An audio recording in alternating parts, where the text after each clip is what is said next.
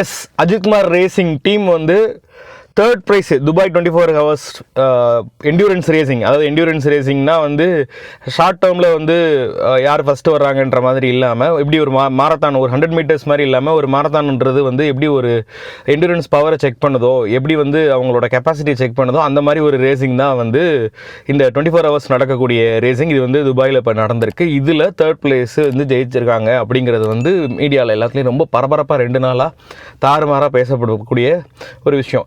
எப்படி வந்து 24 ஹவர்ஸ் ரேசிங்கில் எப்படி கார் ஓட்ட முடியும், அதுக்கு எப்படி வந்து நம்ம ஃபிட்டாக இருக்கிறது அண்டு கார் எப்படி தாங்குது அப்படிங்கிற மாதிரி, அது அந்த காரோட மேனுஃபேக்சரிங் எப்படி இல்லை, அதோட மெயின்டெனன்ஸ் அண்ட் ஸ்ட்ராட்டஜிஸ் எப்படி வந்து பிட் ஸ்டாப்ஸ்லாம் எப்படி பிளான் பண்ணியிருப்பாங்கன்றது தான் ஒரு main topic of this video. பார்த்தீங்கன்னா எனக்கு நல்லா ஞாபகம் இருக்குது, அஜித் வந்து ஒரு லாங் பேக் எதுக்குமே எந்த ஆட்ஸுக்குமே வராத ஒரு மனிதர் ஸ்பான்சர்ஷிப்புக்காக ஒரு ப்ரெஸ் மீட் நடத்தினார். அந்த பீரியடில் பெருசாக யாரும் ஸ்பான்சர்ஸே அதில் இன்வால்மெண்ட்டே காட்டலை. சன்ரைஸ் ஆடில் கூட நடிச்சிருப்பார். ஏன்னா அவங்க வந்து ரேசிங்க்கு ஸ்பான்சர்ஷிப் பண்ணதுனால தான் சன்ரைஸ் ஆடுக்கு எந்த ஆட்லேயுமே நடிக்காத ஒரு ஸ்டார் வந்து அந்த காலகட்டத்தில் தலை நடிச்சிருந்தார். ஸோ அப்போல்லாம் வராத ஸ்பான்சர்ஸ் இனி பாருங்கள், தேர்ட் பிளேஸ் வேர்ல்டு லெவல்லையே வந்து ரேசிங் கிரவுண்டெலாம் பொதுவாக பார்த்தீங்கன்னா ரொம்ப க்ரௌடடெல்லாம் இருக்காது. ரொம்ப கம்மியான பர்சன்ஸ் தான் வந்து அந்த ரேசிங்கை பார்த்துக்கிட்டு இருப்பாங்க. மோட்டோ ஸ்போர்ட்ஸுக்குன்னு உள்ள ஒரு ரசிகர் பட்டாளம் வந்து கொஞ்சம் கம்மி தான். பட்டு உலகமே இன்றைக்கி திரும்பி பார்க்குது, யார் அந்த மனுஷன் அஜித்குமார்னு ஒருத்தர் வர்றாரு, என்டையர் கிரவுண்டே இவ்வளோ க்ரௌடடாக வந்து ஃபில் ஆகிருக்கு, தமிழ்நாட்டிலேருந்து இவ்வளோ பேர் வந்திருக்காங்க, வேர்ல்டு லெவலில் இருந்து யார் இதுக்கு முன்னாடி வந்து பிராட் பிட் வந்தப்போ வந்து ரொம்ப அதிசயமாக பார்த்தாங்களாம். அது யாராது இவருக்காக இவ்வளோ பேர் வர்றாங்களே அப்படின்றது. அந்த ஒரு மொமெண்ட்டை வந்து இன்னைக்கு உலகமே திரும்பி பார்த்து இவரோட பேரை உச்சரிக்க தெரியாத மனிதர்கள் கூட வந்து ரொம்ப ஆச்சரியப்பட்டு பார்க்கக்கூடிய ஒரு நிகழ்வு. அந்த போடியமில் ஏறி அவர் பரிசு வாங்கும்போது வந்து பார்த்தீங்கன்னா இந்தியன் ஃப்ளாக் எடுத்துகிட்டு போய் காட்டுறதுலேருந்து அவரோட பேட்ரியாட்டிக் ஃபீலும் சரி, இல்லை இந்த ரேஸின் மேலே உள்ள ஆர்வங்களும் சரி. நீங்கள் பார்த்துருப்பீங்க ஒரு வீடியோவில் 180 km/h ஸ்பீடில் போய் ஒரு கிராஷ் நடந்திருக்கு. அந்த கார் வந்து அத்தனை ஸ்பின்னு, அதையும் தாண்டி அவர் வந்து இந்த ரேசிங்கில் வந்து இவ்வளவு ஆர்வம் செலுத்தி, இது மட்டும் இல்லை, இதுக்கு முன்னாடி எவ்வளவோ ஆக்சிடென்ட்ஸு, எவ்வளவோ இன்ஜுரிஸு, எவ்வளவோ ஆப்ரேஷன்ஸையும் கடந்து வந்து இந்த ரேசிங்கிற ஒரு விஷயத்தை கேரியரை கூட பொருட்படுத்தாமல் அவர் பண்ணது வந்து அவருக்கு ரேசிங் மேலே ஒரு ஆர்வத்தை வந்து காட்டியிருக்கோம். நீங்கள் நல்லா பார்த்தீங்கன்னா இது வந்து வெறும் 24 ஹவர்ஸ் நீங்கள் கார் ஓட்டணும் அப்படிங்கிறது வந்து அவ்வளோ ஈஸியான விஷயம் கிடையாது. நீங்கள் ஒரு 100 இந்த ரேசிங்கில் ஒரு பெரிய பியூட்டி என்னென்னா, உங்களோட ஆவரேஜ் ஸ்பீடு 240 km/h நீங்கள் மெயின்டைன் பண்ணி ஆகணும்.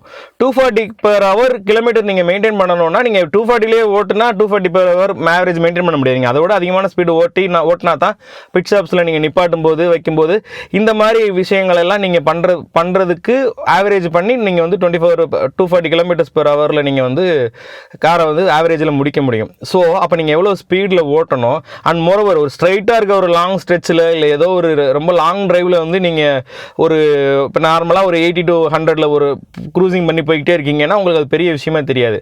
அதே சமயத்தில் ஒரு சின்ன லேப்பு ஒரு 5 கிலோமீட்டர்ஸ் தான் அந்த லேப்போட அரௌண்டு 5.3 கிலோமீட்டர் சம்திங் சொல்கிறாங்க. அதில் நீங்கள் சுற்றி 240 km/h ஆவரேஜ்னு பார்த்தீங்கன்னா நீங்கள் 2.5 நிமிஷத்துக்கிட்ட ஒரு லேப்பை முடிச்சிருவீங்க. இன்னும் அதோட கம்மியான டியூரேஷனில் கூட முடிச்சிருவீங்க. ஒரு கிளாக்கு பார்த்தீங்கன்னா ஒரு ரவுண்டு ஒரு சுற்றி வந்தால் ஒரு செகண்ட்ஸ் முள்ளு ஒரு சுற்றி வந்தால் 1 நிமிஷம். அது மாதிரி கிட்டத்தட்ட ஒரு 2.5 நிமிஷத்துக்கு ஒருக்கா அந்த மொத்த ரேஸ் ட்ராக்கே சுற்றி வந்துக்கிட்டே இருக்கணும். இப்படி 24 ஹவர்ஸ் பண்ணணும்னா உங்களோட மைண்ட் செட் எப்படி இருக்கும், அதுக்கு எந்த மாதிரி ஒரு மென்டல் ஃபிட்னஸ் வேணும். இது கிட்டத்தட்ட பார்த்தீங்கன்னா மெடிடேஷனில் சொல்லுவாங்க, அதாவது சப்கான்ஷியஸ் மைண்ட் லெவலில் வந்து நம்மளோட மைண்ட்ஃபுல்னஸ் அப்படின்னு சொல்லுவாங்க. நம்ம இப்போ எங்கே இருக்கோன்றத ஒரு கைண்ட் ஆஃப் மெடிடேஷனில் மைண்ட்ஃபுல்னஸ் மூலமாக நம்ம வந்து செல்ஃப் அவேர்னஸ் அப்படின்ற விஷயங்கள் இந்த மாதிரி மென்டலி ஃபஸ்ட்டு ஃபிசிக்கலியும் ட்ரெயின் ஆகிருக்கணும், மென்டலியும் ட்ரெயின் ஆகிருக்கணும். கிட்டத்தட்ட 3 மாதத்தில் 25 கிலோ வெயிட் குறைக்கிறதுன்றதெல்லாம் வந்து ஒரு சாத்தியமே இல்லாத ஒரு விஷயத்தை வந்து அசாத்தியமாக வந்து செய்து காட்டியிருக்காரு. ஏன்னா உங்களுக்கு இந்த மாதிரி ரேசிங்கில் வந்து நம்மளோட வெயிட் வந்து ரொம்ப ரொம்ப முக்கியமான விஷயம். அந்த வெயிட்டை குறைக்கிறது அப்படிங்கிறது வந்து, ஏன்னா நீங்கள் கிட்டத்தட்ட பல ரேசஸில் பார்த்தீங்கன்னா டிரைவரோட weight also plays an important role. அப்போ வெயிட்டை குறைச்சி மென்டல் ஃபிட்னஸை இம்ப்ரூவ் பண்ணி எல்லாம் பண்ணி தான் இந்த விஷயத்துக்காக ப்ராக்டிஸ் பண்ணியிருக்காரு. இது வந்து அவர் சைடில் இருந்து எடுக்கக்கூடிய எஃபர்ட். சரி, இந்த டெக்னிக்கல் டீம் எப்படி வந்து இப்போ இந்த கார் பார்த்தீங்க அப்படின்னா, இப்போ நார்மலாக ஒரு கார் வந்து இவ்வளவு ஹை ப்ரெஷரில் என்டூரன்ஸ் கேமில் ஓட்டிக்கிட்டு இருக்காங்கன்னா அந்த காரோட வியர் அண்ட் டியர் வந்து ரொம்ப ரொம்ப அதிகமாக இருக்கும். இதை எப்படியெல்லாம் மேனேஜ் பண்ணலாம் அப்படின்னு பார்க்கும்போது, இந்த கார் வந்து ஸ்பெசிஃபிக்கலி போர்ஷேயில் வந்து பார்த்தீங்கன்னா 911 சீரீஸில் வந்து 992ன்ற மாடலு, GT3 சீரீஸில் இருக்கக்கூடிய ஒரு காரு. அது வந்து ஸ்பெசிஃபிக்கலி இந்த மாதிரி என்டூரன்ஸுக்காகவே டிசைன் பண்ணப்பட்ட ஒரு காரு. அந்த காரோட oil level, oil pressures, cooling system எல்லாமே வந்து இதுக்காகவே டிசைன் பண்ணப்பட்டு, அண்டு டெலிமெட்ரி அப்படின்னு சொல்லுவாங்க. அது டெலிமெட்ரி அப்படின்னா என்னன்னா, காரில் இப்போ என்ன லெவலுக்கு ஆயில் ப்ரெஷர் இருக்குது, என்ன டெம்பரேச்சர் இருக்குது, ஏர் ப்ரெஷர் என்ன இருக்குது அப்படின்னு இன்ஜினோட முக்கியமான விட்டல் பேராமீட்டர்ஸ் எல்லாத்தையுமே ரிமோட்லேயே மானிட்டர் பண்ணிக்கிட்டே இருப்பாங்க. பிட் ஸ்டாப் வரும்போது சப்போஸ் ஆயில் லெவல் கம்மியாக இருக்குன்னா அதை வந்து டாப் அப் பண்ணிக்கிறது, வேறு என்ன ரீப்ளேஸ்மெண்ட்டு, டயர்ஸை ரீப்ளேஸ் பண்ணணும், வைக்கணும், இந்த மாதிரி விஷயங்கள் எல்லாத்தையுமே பண்ணுறதுக்குன்னே டஸ்கோட் அப்படின்னு சொல்லிட்டு இருக்கக்கூடிய ஒரு நெதர்லாந்து பேஸ்டு ஒரு டச் கம்பெனி வந்து, ஒரு டச் ரேசிங் டீம் வந்து இதுக்கு வந்து full and full technical support ஃபுல்லாகவே கொடுத்துருக்காங்க. அவங்க இந்த பிட் ஸ்டாப் ப்ராக்டிஸை வந்து பயங்கரமாக விகரஸாக வந்து ஈவன் ரேஸுக்கு பிஃபோரே ப்ராக்டிஸ் எப்படி உடனே வந்து சேஞ்ச் அப் பண்ணி இந்த டவுன் டைம் நிப்பாட்டி இந்த டயர் சேஞ்சு, இந்த ஆயில் ஃபில் பண்ணுறது, இந்த ஃபியூவல் ஃபில் பண்ணுறது, இந்த விஷயங்கள்லாம் பண்ணுறாங்கல்ல, அந்த டைமிங்கை எவ்வளோ குறைக்க முடியுமோ அவ்வளோ ப்ராக்டிஸும் பண்ணி பார்த்துருக்காங்க. இவங்க எந்த அளவுக்கு ப்ரிசைஸாக வந்து ப்ராக்டிஸ் பண்ணுவாங்க அப்படின்னா, ரோட் கிரிப் வேணுன்றக்காக டயரவே வந்து முன்னக்கூட்டி லைட்டாக ப்ரீ ஹீட் பண்ணுவாங்க. அந்த ஹீட் பண்ணால் தான் வந்து டயர் வந்து நல்ல கிரிப்பாக இருக்கும், ரேசிங்கில் வந்து ஃபுல் கண்ட்ரோல் கிடைக்கும் அப்படிங்கிற மாதிரி விஷயங்கள் எல்லாமே ஒரு பயங்கரமான ஒரு கோஆர்டினேஷன். அப்படி ஒரு கோஆர்டினேஷன் இருந்தால் மட்டும்தான் வந்து இந்த மாதிரி விஷயங்களை வந்து சாதிச்சு காட்ட முடியும். இது வந்து பாயிண்ட் நம்பர் 1. இப்போ ஒரு மிகப்பெரிய ஒரு கிராஷ் நடந்திருக்கு. அந்த ஒரு 180 கிலோமீட்டர்ஸில் நாங்கள் நார்மலாக நீங்கள் என்கேப் டெஸ்டிங்கு இல்லை வந்து யூரோப்பியன் டெஸ்டிங்லாம் பார்த்தீங்கன்னா நம்ம கொடுக்கக்கூடிய ஸ்டார் ரேட்டிங்லாம் எதை வச்சு கொடுக்குறாங்கன்னா, நீங்கள் கிட்டத்தட்ட ஒரு 63 கிலோமீட்டர் ஸ்பீடில் போகும்போது கொடுக்குறத வச்சு தான் அந்த ஸ்டார் ரேட்டிங்ஸ் எல்லாமே கொடுக்குறாங்க. 180க்கெல்லாம் எந்த ஸ்டார் ரேட்டிங்கும் ஓகே ஆகாது. இந்த காரில் 180ல் போய் இடித்தாலும் அவர் வந்து சேஃபாக வெளியில் வந்திருக்காருன்னா, காரோட சேஃப்டி அண்ட் இவர் வந்து சேஃப்டி கியர்ஸில் வந்து எந்த அளவுக்கு கான்சன்ட்ரேட் பண்ணி ஹை குவாலிட்டி எக்யூப்மெண்ட்ஸ் யூஸ் பண்ணியிருக்காங்க அப்படிங்கிறது ஒரு ப்ரூஃப். அண்ட் ஈவன் தோ அந்த இன்சிடென்ட்டில் அது எப்படி அந்த கிராஷ் நடந்துச்சுன்னா பிரேக் ஃபெயிலியர் அப்படின்ற ஒரு ரீசனாகவும் சொல்லப்படுது.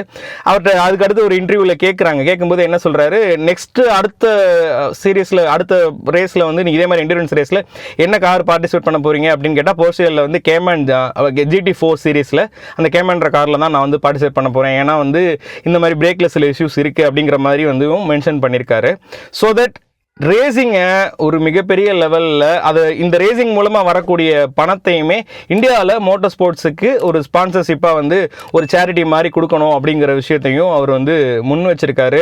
அண்ட் இவ்வளவையும் சாதிச்சுட்டு அவர் வெற்றியை ஒரு ஆனந்த கண்ணீரோட வந்து, எனக்காக ரசிகர்கள் இவ்வளோ தூரம் வந்ததில் அல்டிமேட்டாக வந்து எனக்கு வந்து அன்கண்டிஷனல் லவ், நான் வந்து ரசிகர்கள் மேலே மிகுந்த மரியாதை வச்சுருக்கேன், ஆனால் தயவுசெய்து உங்கள் வேலையை பாருங்கள், உங்களோட ஃபேமிலியை பாருங்கள், உங்களோட கெரியரை பாருங்கள், சாதனைகளுக்கு எல்லா அட்டம்ப்ட்டும் போடுங்க, ஜெயிச்சா சந்தோஷம், ஜெயிக்கலைனாலும் அந்த முயற்சியை கைவிடாதீங்க, மேலும் உங்களோட பேஷனை தொடருங்க அப்படின்ற ஒரு மெசேஜையும் முன் வச்சிருக்காரு. He is always inspiring us. Hats off to தலை.